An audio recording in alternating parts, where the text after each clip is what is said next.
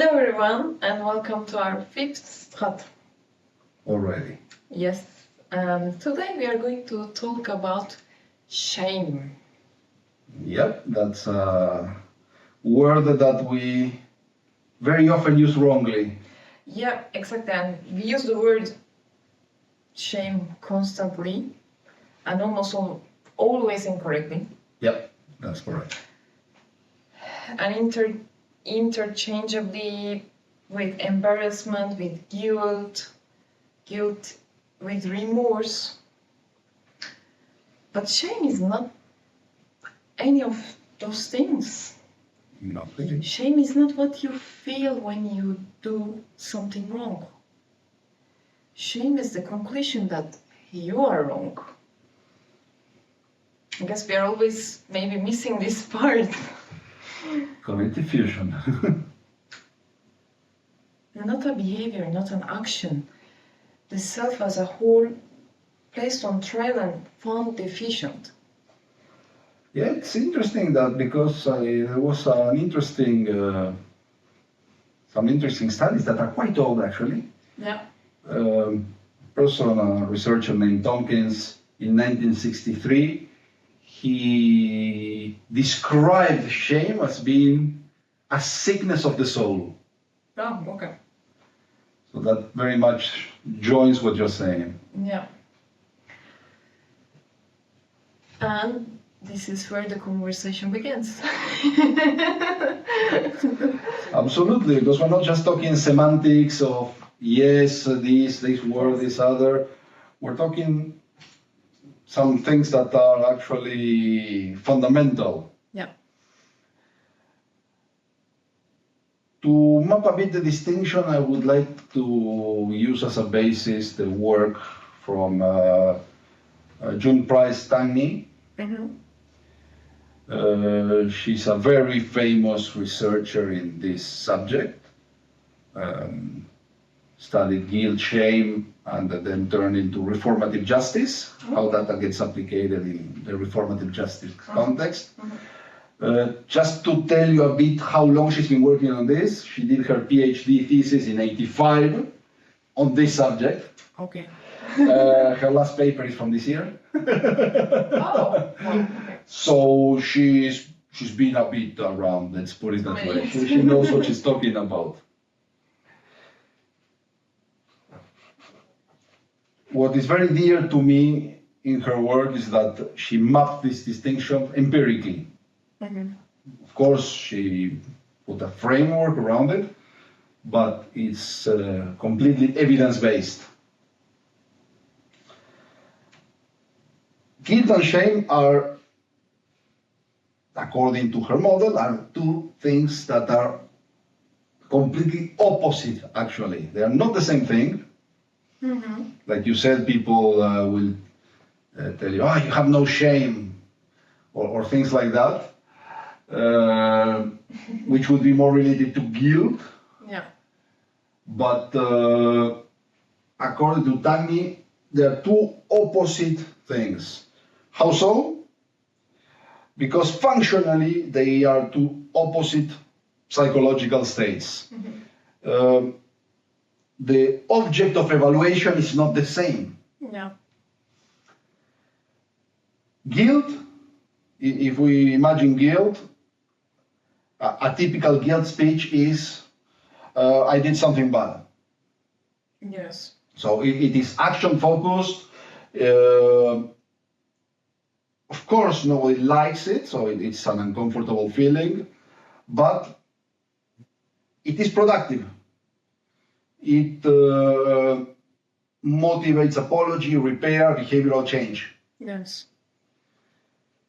It doesn't attack the self, it keeps the self intact, while holding the behavior accountable. Mm-hmm. Shame, on Tangney's model, on the other side, is self-focused. It's I am bad, not I did something bad, it's I am bad. So your whole person is put on trial, found guilty and condemned. Yeah. And you cannot change the self, you cannot discard itself. So shame attacks you at a foundational level, and it doesn't lead to repair, it leads to collapse, which is the other extreme. Yeah. Or it leads to attack. As a defensive mirror, you attack, you externalize. Yeah.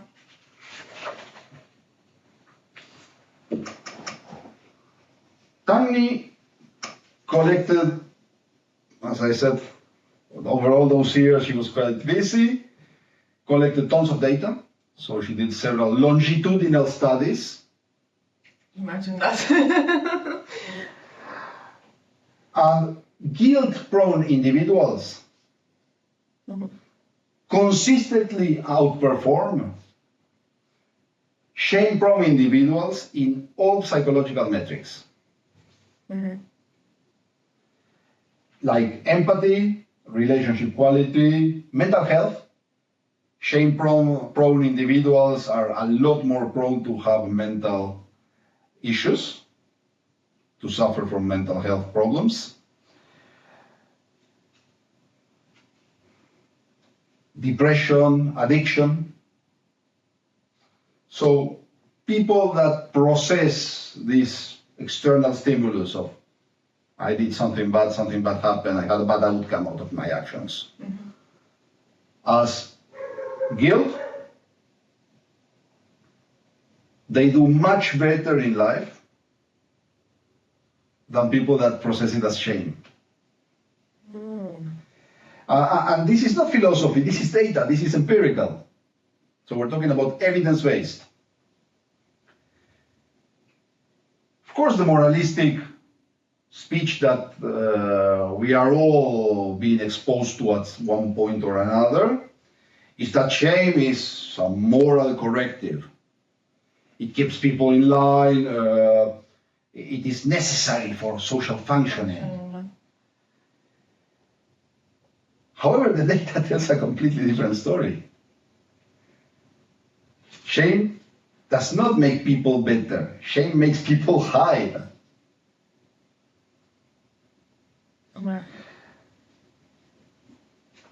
And what happens when this shame is cultivated?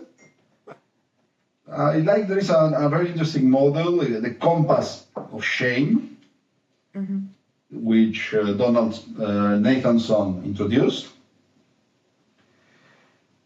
which points in 4 directions where the individual can escape when it's confronted with shame. The first is an internalized direction, and it's withdrawal.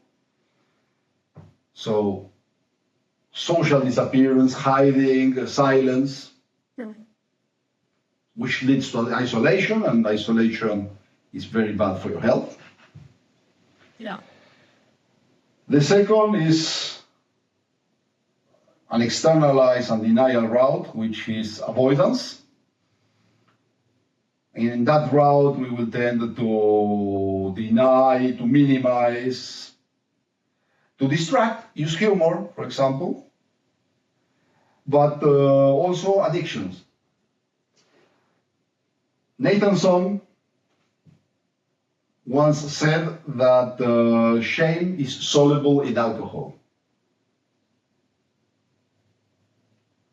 Just to illustrate how far this goes. Yeah. The third of these cardinal directions of this shame compass, again, is internalized. You attack the self. You internalize the shame, but you try to nevertheless keep the contact with others. How can you keep the contact with others when you are not good? Well, self-criticism, self-attack. Self-punishment. Yeah. And well, that typically leads to depression. Quite often it leads to self-harm. Yeah. So again, nowhere good.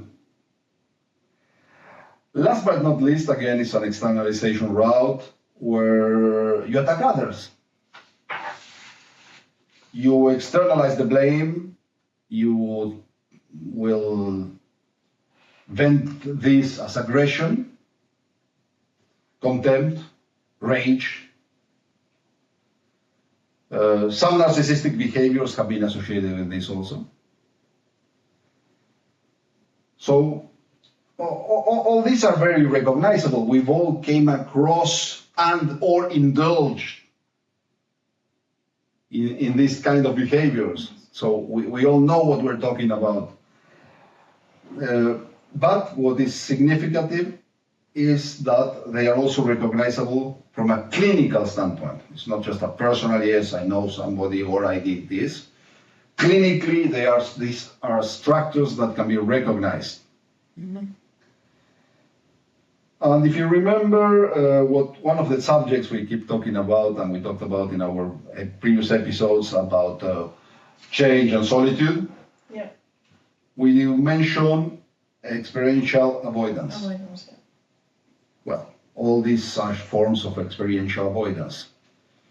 You don't want to contact the feeling that, so you use these mechanisms. Paris metaphor, actually. It is related. It is related. It's the Paris metaphor.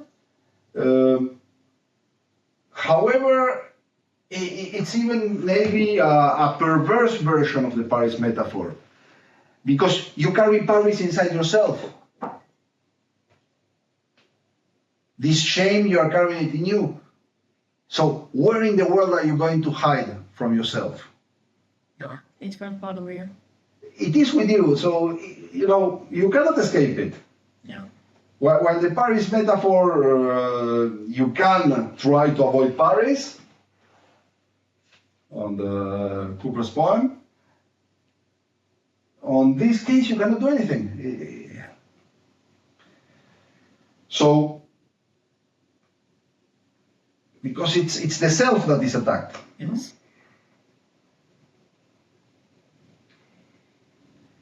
And all these routes are self-reinforcing. Mm-hmm. Just to illustrate, you withdraw. So then people stop noticing you or contacting you or seeing you. So you will feel invisible, and then you will say, oh, you see, I was right. I am not good enough to be seen. But actually you withdraw. You withdrew. Yeah. So if you attack yourself, you confirm it. You confirm that you deserve punishment. Yeah, you deserve punishment. So these routes are very, very self-reinforcing. That's part of the perverse side that these have. I have a question. Why shame feels like dying? Well, shame,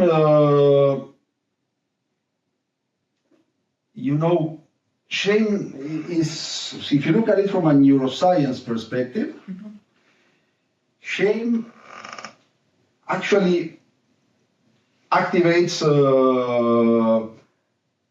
the exact same parts of the brain as pain. So the dorsal anterior cingulate cortex, mm-hmm. and the anterior insula are activated. There is, actually was reading today, one of the things,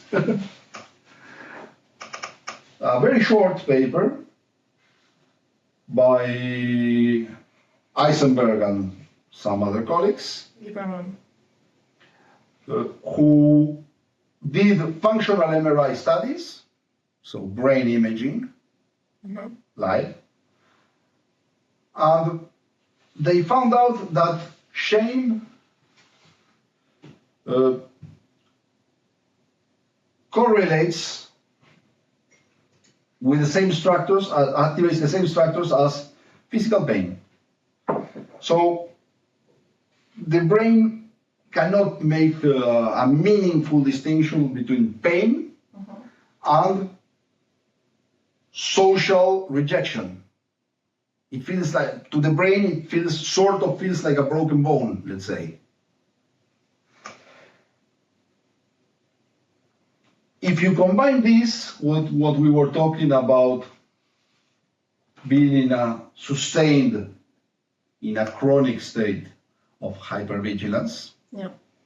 and all the damage that this does via the CTRA mechanism, notably, and epigenetic aging, and so on, you end up with quite a dire picture. And if we look quickly at something else that I was reading today, a paper titled Acute Stressors and Cortisol Responses by Dickerson and Kemeny, University of California. Okay. They studied how people responded to different kinds of stimuli and measured the cortisol responses. Okay. One of their main findings is that, well, there are some things that don't activate, and you would have thought maybe according to a theory that could activate the response and generate statistically significant cortisol increment. Mm-hmm. Nevertheless, where they did find that across the board it generates additional cortisol is all shame-relevant stressors. So anything that has to do with social evaluation and threat to the self. Mm. This produced the largest and most prolonged cortisol responses,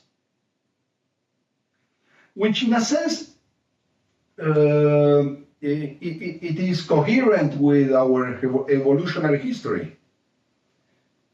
We are social animals, so measuring where you are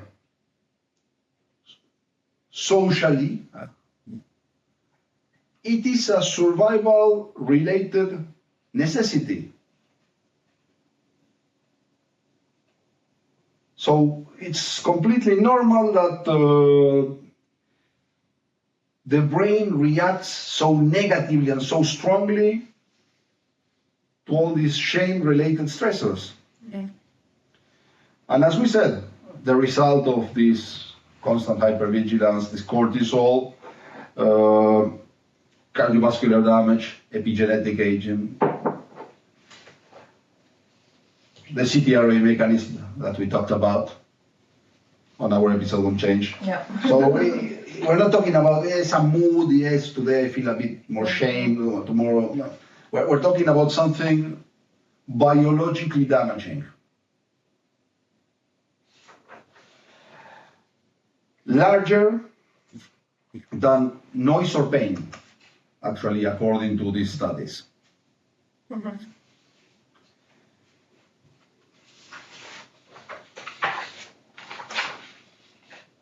So maybe you can tell us a bit how this ties in with attachment theory, yes, and your whole ontology and epistemology. Yes. Shame is not innate. Very. It is learned. Mm-hmm. We learn it. Yeah. And it is learned relationally. Yep. You know, the problem arises when the feedback received in this early relational environments communicates. That is like repeatedly, you know, you are defective, you are too much, you are not enough, you are unwanted.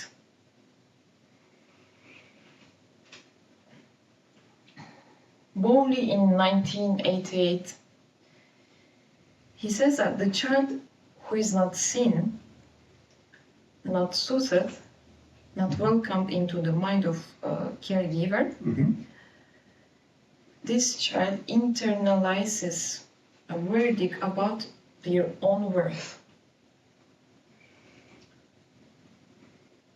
Not as a conscious belief, but as a felt sense. Yep. Something is fundamentally wrong with me. And this is Bowlby, actually, Bowlby's, it's a bit hard to pronounce, Bowlby's attachment theory that is meeting shame theory. Yes, correct.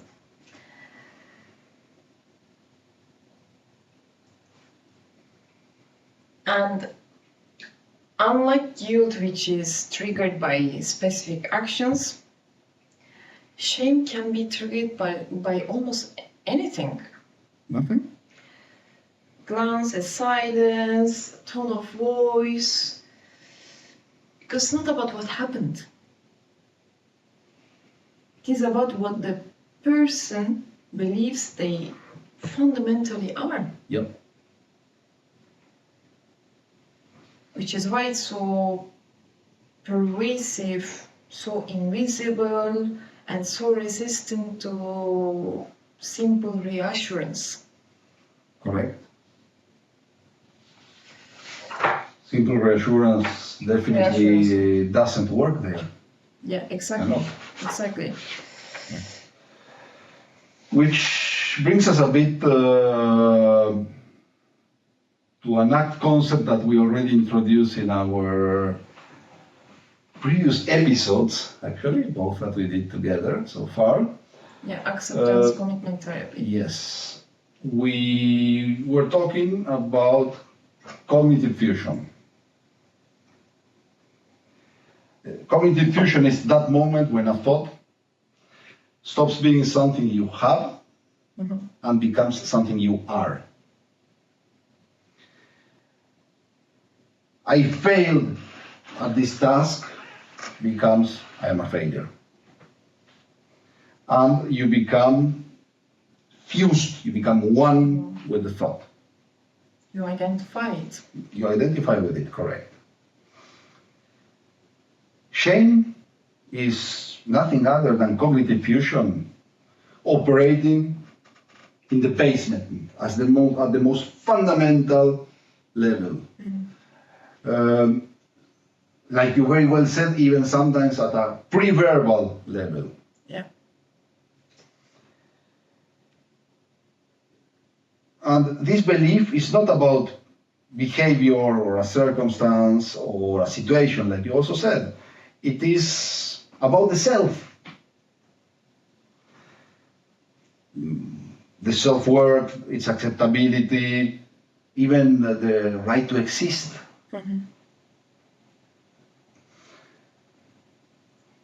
That is why shame is so resistant to cognitive reframing.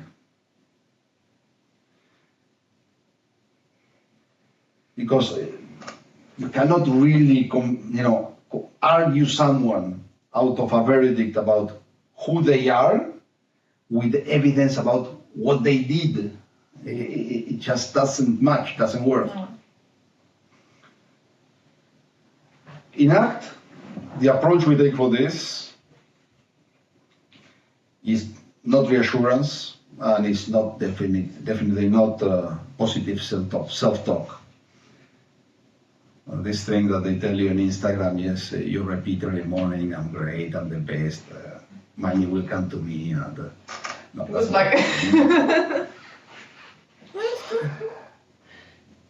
The approach we take is related to what we call the self as context.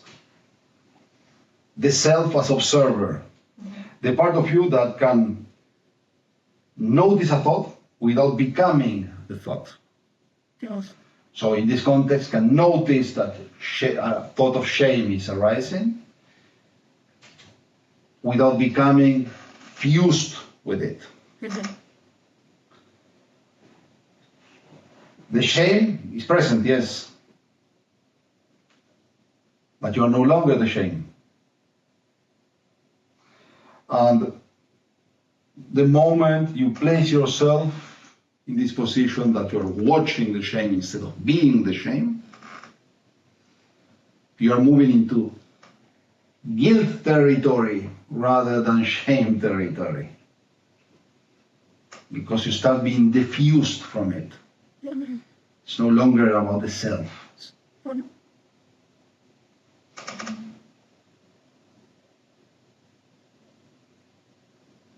And this is the first step. This is what creates the space to work with shame, instead of trying to tiptoe around it. Because as you very well know, you need to contact these difficult feelings, you need to name them, you need to recognize that they exist. But shame being so fundamental about the self, it's very hard to work with. So the way to create this space that we use in ACT is this self as context. For example, the leaf exercise we were talking about today. Yeah. Yeah.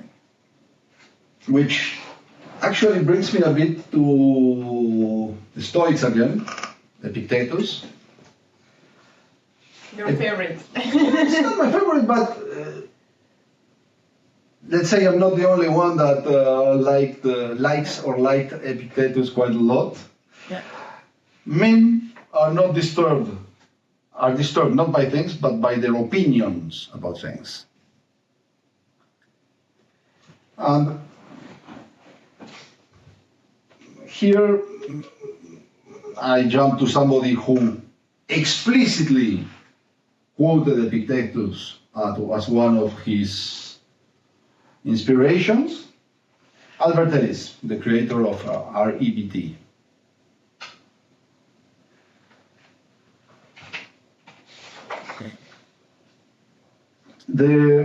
He talked about one point that is very interesting for us here, the difference between behavior rating and self-rating.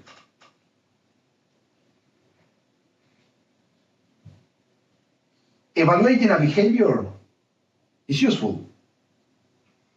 Okay, I did well, I did wrong, I did bad, I can improve this, I can change that, I can prepare. You evaluate a behavior. It's rational. Evaluating the self globally is what Ellis calls an irrational belief. Shame falls completely in this category. Because there is no rational basis for it. Of course, you cannot argue against it rationally. It doesn't work, like you were saying.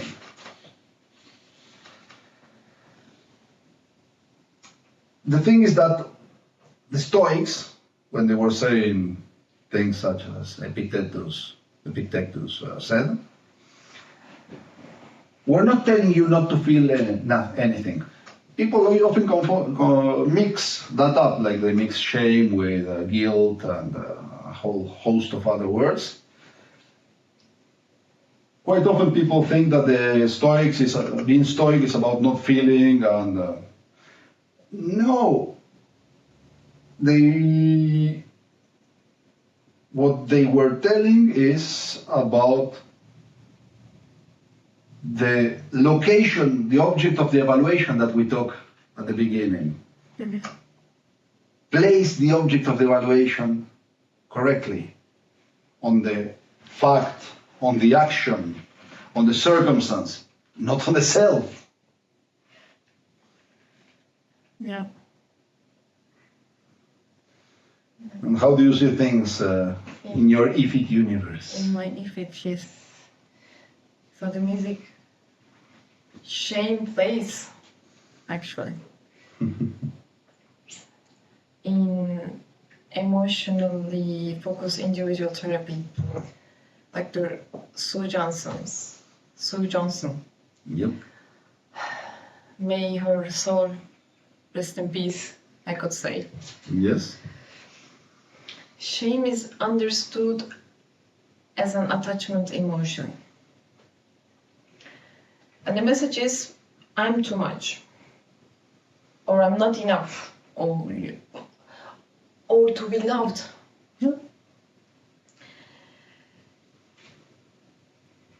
And this operates as the emotion that makes that makes reaching for connection feels simultaneously necessary and impossible.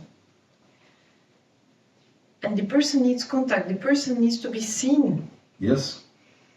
And shame tells them that being seen will confirm the verdict. Yeah. Yeah, I'm not worth it, they will see me and they will Exactly. understand that I'm not worth it. Exactly. So, They imposter syndrome on steroids, basically. They withdraw, or they attack, or they disappear into avoidance. Yeah. And this clinical work is not to, just attack directly to this shame, but to access the underlying attachment need. The longing to be seen, accepted, held, the shame that shame is protecting. Yeah. And once that, and we always talk about it, as you know, once that underlying need is reached and named, because it's super important to Yes. name it, so that way they lose the power on ourselves.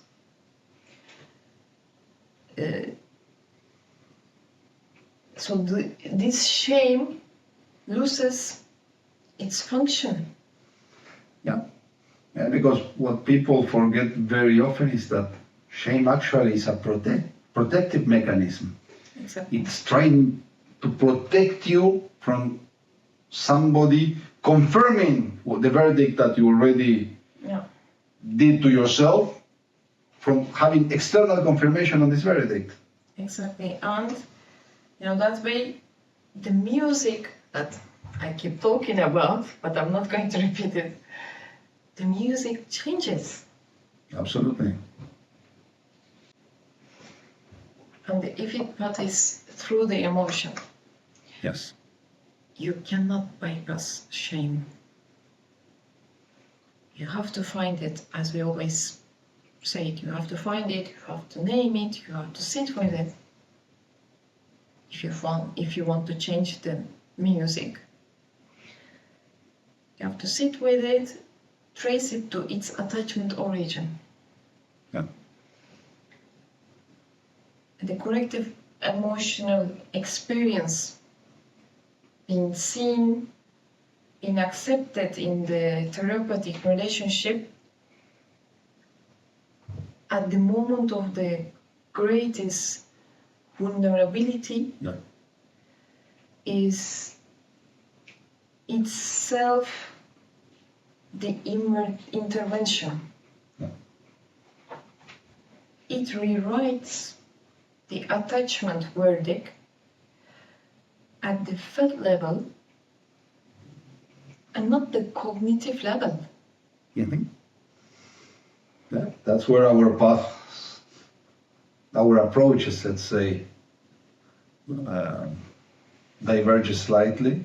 Yeah. Because in both ACT and REBT, the path is through the belief structure. Diffusion from this identitary verdict, so separating the self from the evaluation,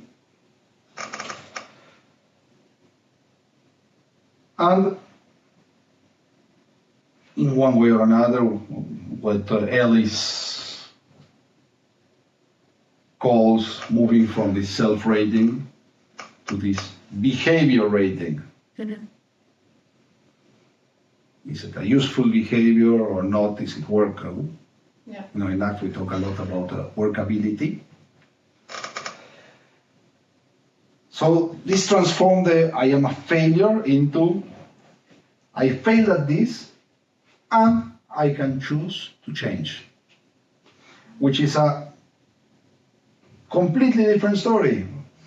I can choose to do different, I can choose to prepare, you are reclaiming your agency.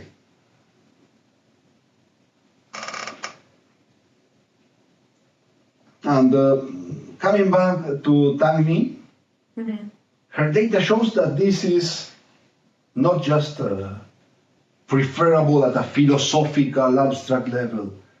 It has concrete benefits on your health outcomes when you move from shame to guilt. Yeah. So I guess that's the complementarity of our approaches. The divergence, but yet complementarity of our approaches, where you must access and feel and process the felt emotional experience first, while from my side is a more cognitive-oriented process, where we work on the belief and on the fusion. And both are right. Both have benefits, and both, Exactly. as we have seen in several cases, both can work beautifully, sequentially, inside a therapeutic plan. Exactly.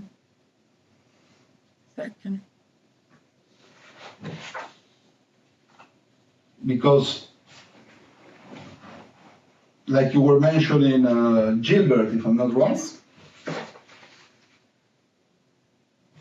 Yes. Gilbert's work shows a path of synthesis. And it resonates a lot with what Albert Ellis also was saying, because building a compassionate relationship to the self, not as indulgence, but as warmth, as understanding, the same that you would give to a struggling friend. Being compassionate with yourself activates your soothing system.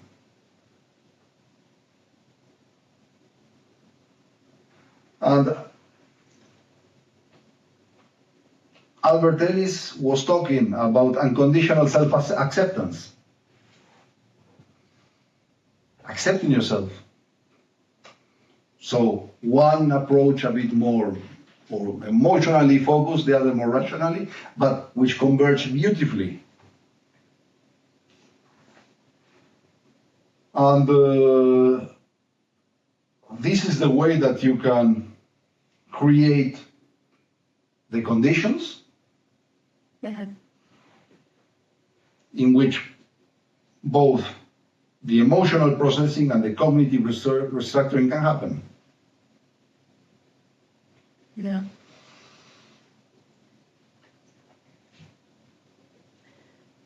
Shame tells us that being known is dangerous. Yes.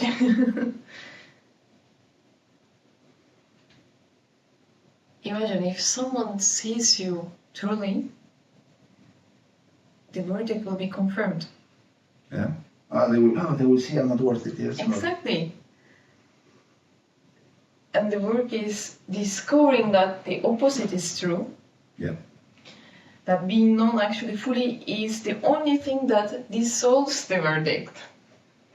Yes, paradoxically, the same that we are often taught that not being vulnerable is being strong, while actually there is a lot more strength to be found in being vulnerable. Because at the end of the day, you're not this verdict, you're not this evaluation.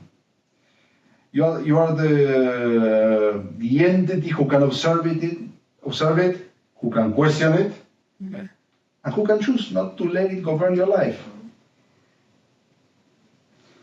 And I think that is the very definition of agency. Yeah, agency that it's our main subject actually, no? One of In our a main sense, subjects, yes. yeah. In a sense, it's what allows you to live your life instead of living somebody else's life. Yeah. And on that note, I think we can thank our audience. Thank you for watching us, and we will see you in our next strat. See you soon. See you soon.